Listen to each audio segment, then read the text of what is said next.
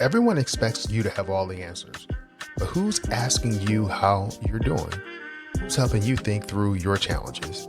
Engineer Your Success Insiders is my private podcast designed specifically for you. It's like having a coach in your corner focused on helping you win at work and at home. One story, one insight, one action that you can take, all wrapped up into real coaching insights that you can use. Join at engineeryoursuccessnow.com/insiders.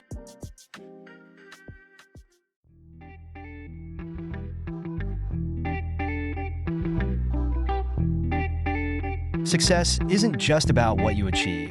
It's about living a life that reflects your values and priorities. Welcome to Engineer Your Success, the podcast that helps you lead with intention and live fulfilled.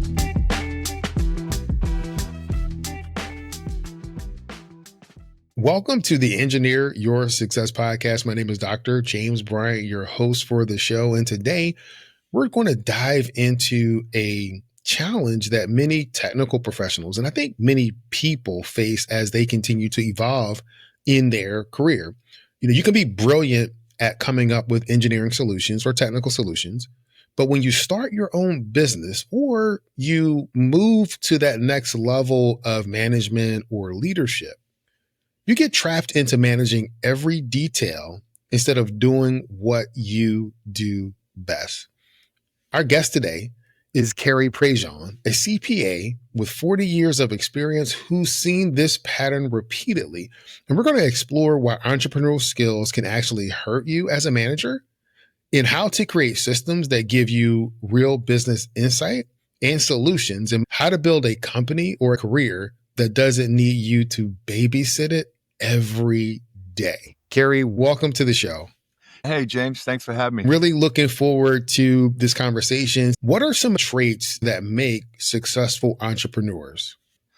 Entrepreneurs they're like maybe I think 10% of the population.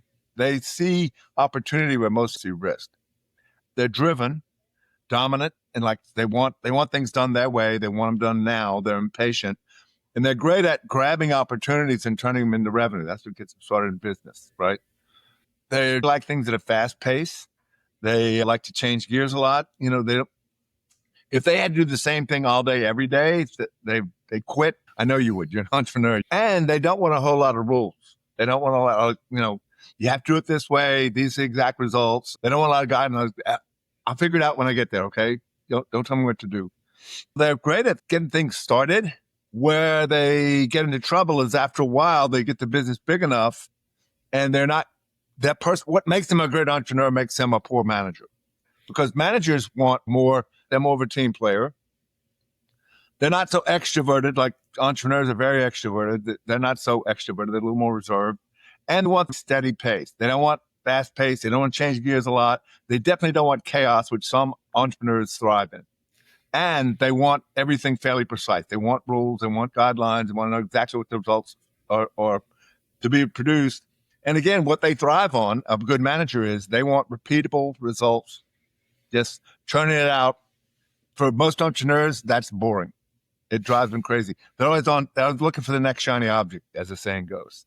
In your experience, have the entrepreneurs and business owners that you work with, do they have the level of awareness to see when they are sabotaging their own company's growth, or when they're the bottleneck of that growth?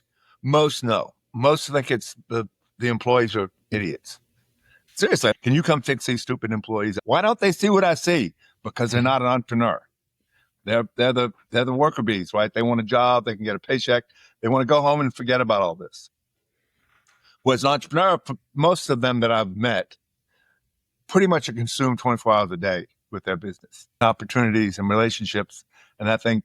So that's why they don't get it. And you're right. Most entrepreneurs are fairly obtuse about how they're perceived, how they show up, some of the destruction they create in their wake. Many of our listeners are technical professionals. They're civil engineers, computer scientists. And so I liken what we're talking about to how when you are an individual contributor, you are doing very well at what you do, but then you get the opportunity to manage or lead a team. And the same traits that made you very good as an individual contributor may hinder your ability to lead in a greater capacity. The classic example is taking the best mechanic in a shop and making the shop manager. Yeah. The skills don't translate. What makes you a great mechanic is precision, analytical skills, but banking, you manage people, and people are messy, right? I love people, but what makes people fun is that they are messy. Everybody's got their own perspective. People can have a shared event, but you're all going to have a slightly different experience. The voice in your head, if you listen, it's talking to you now, going through making sense, not making sense, good, bad, right, wrong, like it, don't like it, agree, disagree.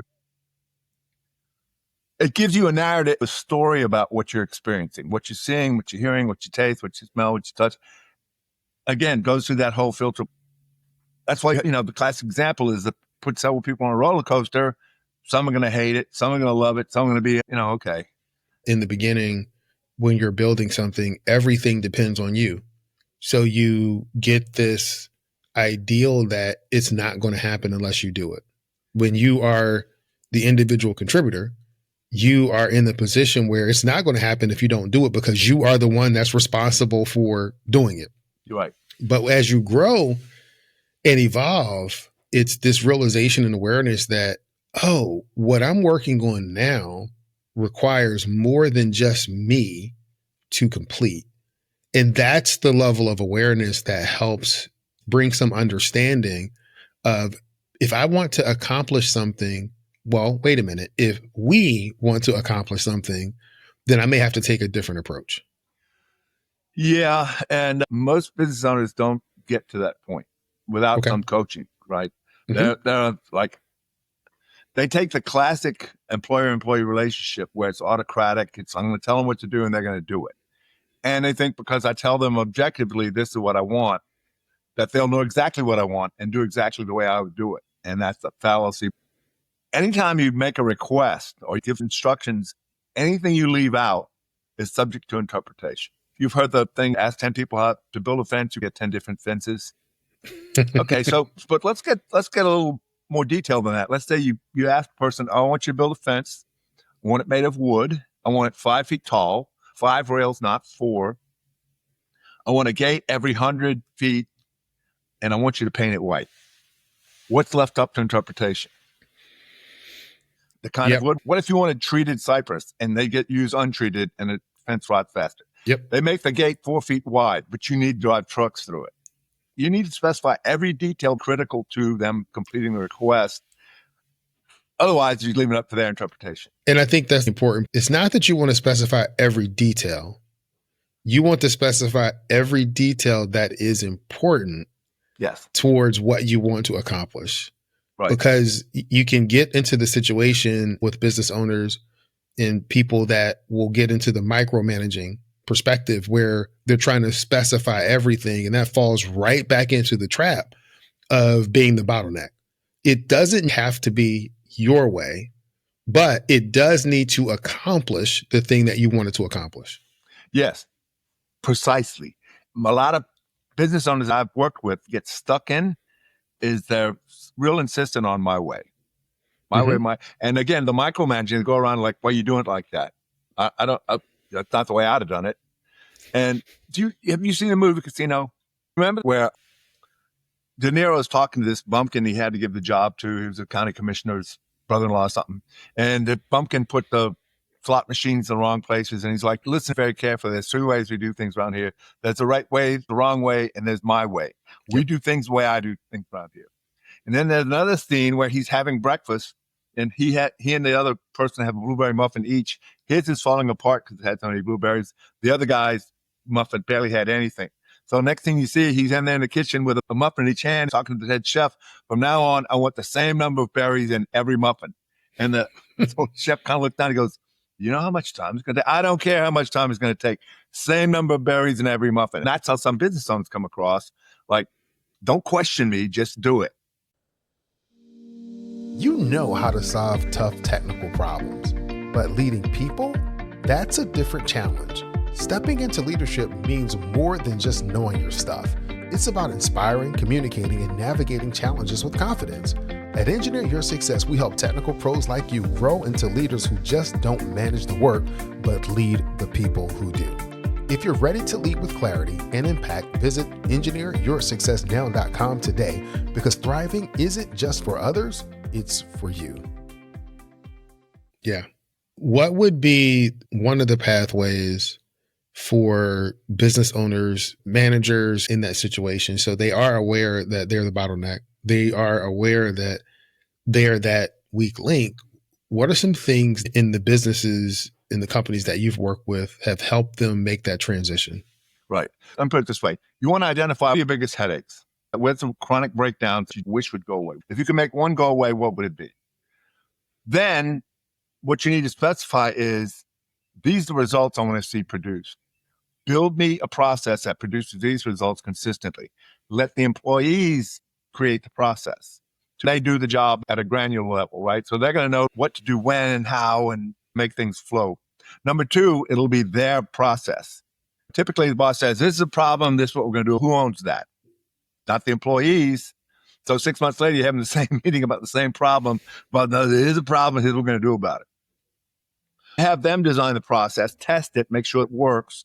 As soon as it works, that is the way we do things in that critical function from here on out. And you start taking them down, biggest headache to least headache. Okay. Don't meddle with the stuff that's working. Don't fix it. It ain't broke yet. Start with your biggest problem. Empower and equip your team to actually build the system to solve that problem. Once you have tested it and you have that in place, then you run with that. And then you may move to the next thing. But if something's working, leave it alone. Exactly. I love that you use the word empower. That's what leaders do. The conversation I like to have with business owners is, your primary job outside of finding opportunities and turning them into revenue is, in the terms of managing your people, in terms of managing your company, you want to have adult conversations that empower people in your organization, as opposed to screaming at them, cussing at them, belittling them and ruining morale. No, I think that is key. We've talked about the bottleneck situations that people find themselves in, and a starting path to get things flowing. So, Cary, we're moving business owners and leaders beyond just managing the details. What are some ways that you suggest or help them see the bigger picture? Okay. Generally, bigger picture is something that we produce in the form of weekly dashboards. The dashboards will give them a 1,000-foot view of the business in terms of KPIs. Each business has its own KPIs. I have a client who's a dry cleaner. One of the things they measure is pieces per day. How many pieces of clothing you get in per day? How many pieces of clothing are picked up every day? It helps to measure their revenue. No other business is going to do that. How many pieces of clothing got turned in? I have an e-commerce client that they want to measure website traffic. They want to measure how many orders per day, what's the average order size, that kind of thing, and where they're coming from. So everybody's going to have kind of their own KPIs, and that's for the owner and management to determine. Whatever you measure and monitor over time improves. Yep. So if you want your revenues improve, monitor it, measure it. If you want your expenses to go down, monitor and measure them. If you want your activity to go, whatever it is, monitor and measure it, it will improve. Let's talk about your evolution as a leader, and what advice would you give yourself 40 years ago? Don't be arrogant. Learn to listen. You don't have all the answers. The most powerful part of a conversation is your ability to listen well. Not just wait to have your turn to speak, but actually listen. What is it they're saying? But also, what's the conversation in their head? You can tell their narrative by the way they talk about things. You talk to a pessimist and they're going to be critical of a lot of things. You talk to an optimist, sky's the limit. Somebody who doesn't like something, they'll talk negatively about it. They're telling you, I don't like that. What would you say is the biggest improvement you have made as a leader over your career? I've learned to listen a lot better. I'm working on a new book. It's called The Art of Relating. I've learned how to relate to people, speak to them, and get them to see certain things. One of the most effective ways I've found to get somebody to see a thing that they don't see right now, ask them a question. If I tell you the answer, okay, But if I ask you a question, you come to the answer on your own, or you say, oh, that's a distinction I hadn't seen before. Is that what you're talking about? Yeah, that's what I'm talking about. Oh, okay. Much more powerful, lasting, better learned. You said the book is called The Art of Relating. Yes. So what's the story behind the creation of the book? It's going to be my fourth book. The message is for business owners. You need to learn how to relate to people, to dance in conversation rather than this is the way it is, do it my way. You'll build a team. You won't just have mercenaries showing up for a paycheck. You'll actually have people that are following you because of what you're up to. You'll have loyal people willing to go above and beyond to get a paycheck. Let's start moving towards practical application. So let's say I'm that entrepreneur or I'm that manager. It's my way. You have the right way, the wrong way, and my way. And I'm focusing on my way. Yeah.